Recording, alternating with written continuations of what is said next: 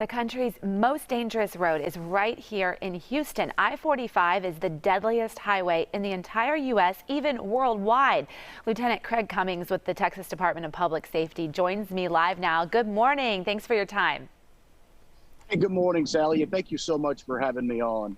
Of course. So this is all based on information gathered over the past 3 years from the feds. And we understand that the scariest stretch of I-45 actually does run through Houston. So is there something about the roadway itself, like the design, that makes it so dangerous? Or is this the drivers who use 45, or maybe both?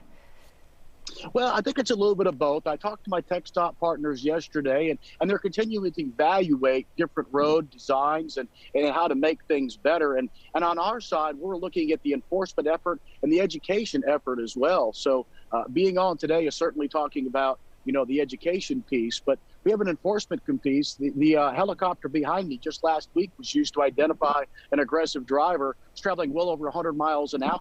And we ended up getting law enforcement to that vehicle, and drivers ended up being arrested. Well, that's good to hear, because yes, road rage, aggressive driving, definitely on the rise, as a lot of us have seen here. What are the main reasons that this freeway has been named the most dangerous?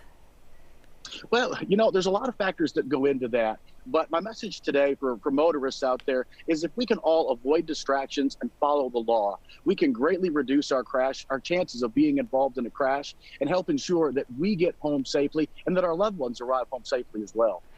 One thing I notice whenever I'm on 45, I mean, it's usually congested because my co-anchor and I drive in the middle of the night. We see a lot of drunk drivers. We see distracted drivers. But is it dangerous during any time of the day, daytime or nighttime, because of just how prevalent distracted driving can be?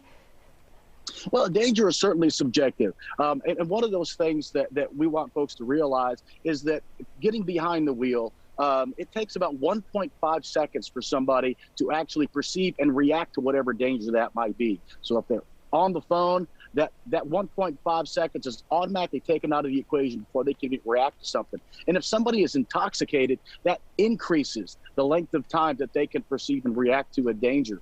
And so by us avoiding distractions, we're looking out for other vehicles that pose a danger to us, and help us get safely away from those vehicles, and perhaps call law enforcement to have them investigate it and then determine if that person should be on the road.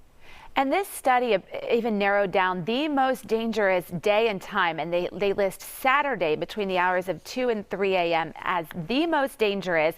So I imagine that could be mainly due to drunk driving. What is enforcement like these days on the roadway when it comes to, identifying drunk drivers and pulling them over?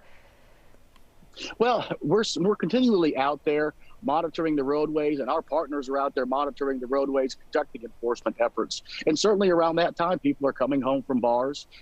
People are distracted and being intoxicated at the same time, compounding that problem. But between our aircraft assets behind us that operate all hours of the day, including nighttime, our patrol cars that you see behind me as well, that are out there conducting these enforcement efforts. And we're also asking people, before someone decides they're going to drive somewhere, make sure they're okay to drive. Just a couple of simple questions to assess someone's ability to make good decisions. And if they're not good to drive, have them step away, give you the keys. An investigation that I worked years ago ended up putting someone in prison for 30 years. A decision that takes a couple of seconds to make is not worth 30 years of your life, and certainly is not worth ruining someone else's life, even taking another life. No, it's not. And we understand 290 and 59 have actually fallen off the list of dangerous roads. So we can get this to be a safer road. We're all in it together. That I-45 project that a lot of people thought might make it safer, that's sort of in limbo right now. But